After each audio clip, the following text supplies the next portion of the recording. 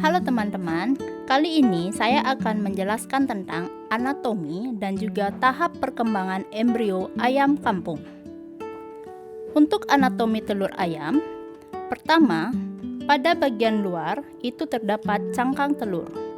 Cangkang telur adalah bagian terluar dari telur di mana cangkang telur ini bersifat keras karena terdiri dari kalsium karbonat. Cangkang telur hewan ovipar berfungsi sebagai pelindung bagian dalam telur dari lingkungan luar. Cangkang telur juga memiliki pori-pori sebagai tempat pertukaran gas, sehingga memungkinkan embrio dalam telur itu mendapatkan oksigen untuk bernafas. Kemudian, apabila kita lihat di bagian dalamnya, terdapat putih telur atau albumin. Ini merupakan bagian terluar yang tersusun dari udara dan juga protein. Putih telur bekerja menyediakan udara juga melindungi kuning telur dan embrio agar dapat tumbuh dengan baik. Kemudian, bagian kuning telur. Fungsi kuning telur adalah sebagai cadangan makanan dan melindungi embrio hewan. Kuning telur itu mengandung protein, lemak, enzim, vitamin seperti vitamin A, D, riboflavin, dan tiamin. Juga terdapat mineral, di mana kuning telur ini juga bisa berwarna kuning muda, kuning tua, ataupun jingga sesuai dengan makanan yang dimakan hewan ovipar. Berikut, ada bagian yang disebut dengan keping germinal, yaitu bagian berupa titik putih di permukaan kuning telur. Keping germinal yang berukuran 2 hingga 3 mm ini adalah embrio hewan ovipar. Keping germinal menggunakan pembuluh darah untuk menyerap nutrisi dari kuning telur. Kemudian terdapat membran vitelin atau pembungkus kuning telur. Membran vitelin merupakan lapisan tipis yang bening dan menjaga kuning telur agar tidak tercampur dengan albumin atau putih telur. Anatomi berikutnya yaitu kalaza. Kalaza merupakan sepasang struktur serat yang melintang di garis ekuator dan berfungsi sebagai penyeimbang. Kalaza menghubungkan membran vitelin di kedua ujung kuning telur dengan membran dalam putih telur. Kalaza menjaga posisi kuning telur tetap di tengah sehingga terhindar dari kerusakan, juga menjaga agar embrio tetap berada di bagian atas kuning telur. Anatomi terakhir dari telur ayam kampung yaitu membran luar dan membran dalam. Membran luar adalah lapisan setelah cangkang telur. Sedangkan membran dalam adalah yang membungkus bagian putih telur. Kedua membran tersebut berfungsi melindungi bagian dalam telur, kehilangan kelembaban dan juga bakteri untuk kuman yang masuk. Kemudian dapat dilihat pada gambar terdapat rongga udara. Rongga udara ini terletak di bagian bawah telur.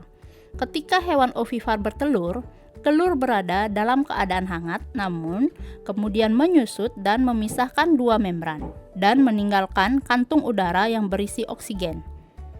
Oksigen tersebut kemudian digunakan embrio untuk bernafas. Karbon dikeluarkan dari embrio juga akan menuju ke rongga udara dan keluar melalui pori-pori cangkang. Disinilah terjadi pertukaran gas oksigen dan karbon dioksida, sehingga embrio tetap dapat bernafas dalam telur.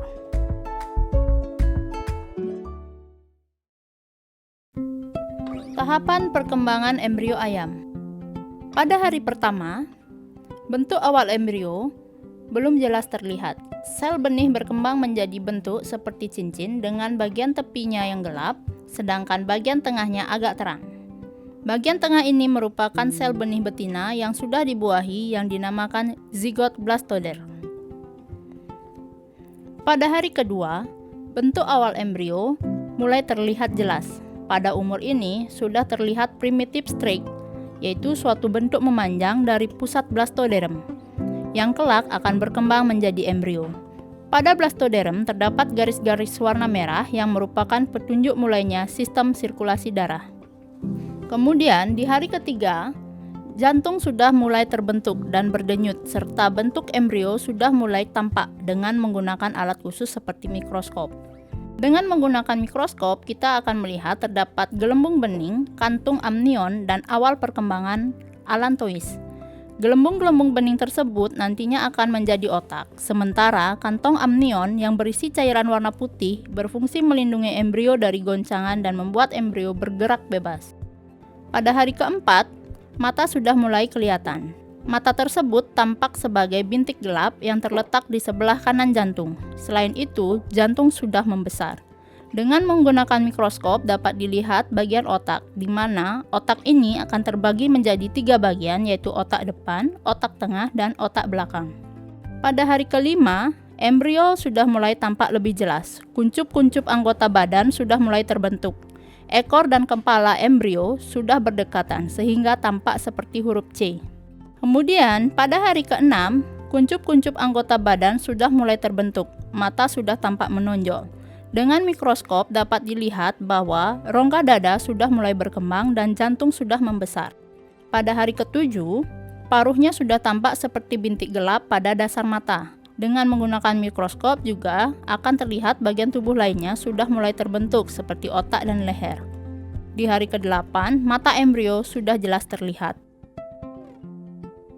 Pada hari ke-9, pembuluh darahnya sudah bertambah serta jari kakinya mulai terbentuk. Di hari ke-10, paruhnya sudah mulai mengeras. Dapat dilihat folikel bulu embrio yang mulai terbentuk. Kemudian, pada hari ke-11, embrio ini menjadi semakin besar sehingga yolk akan menyusut dan paruhnya sudah mulai terlihat jelas. Di hari ke-12, sudah semakin besar dan mulai masuk ke yolk sehingga yolknya semakin kecil. Mata sebelah kanan mulai membuka sedikit, sedangkan telinganya sudah terbentuk dan sudah tampak permulaan pertumbuhan bulu bagian bawah. Pada hari ke-13 hingga ke-19, sisik dan cakar sudah mulai tampak jelas. Paruh embrio sudah mengarah ke kantung udara. Embrio yang sudah tampak jelas seperti ayam akan mempersiapkan diri untuk menetas. Jari kaki, sayap, dan bulunya berkembang dengan baik. Di hari ke-19 ini, biasanya paruh ayam sudah siap mematuk dan menusuk selaput kerabang dalam. Pada hari ke-20, kantung kuning telur sudah masuk seluruhnya ke dalam rongga perut. Embrio ini hampir menempati seluruh rongga di dalam telur kecuali kantung udara. Pada hari ke-20 ini terjadi serangkaian proses penetasan yang dimulai dengan kerabang mulai terbuka. Untuk membuka kerabang ini, ayam menggunakan paruhnya dengan cara mematuk. Semakin lama, kerabang akan semakin besar membuka, sehingga ayam dapat bernafas. Pada saat ini, kelembaban sangat penting agar pengeringan selaput kerabang dan penempelan perut pada kerabang dapat dicegah. Selanjutnya, ayam memutar tubuhnya dengan bantuan dorongan kakinya.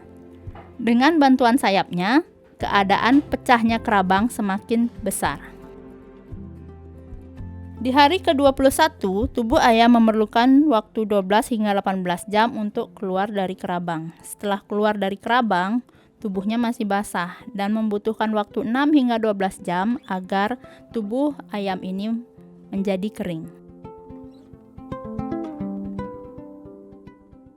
Demikian yang dapat saya sampaikan tentang anatomi dari telur ayam kampung beserta tahapan perkembangan embrionya.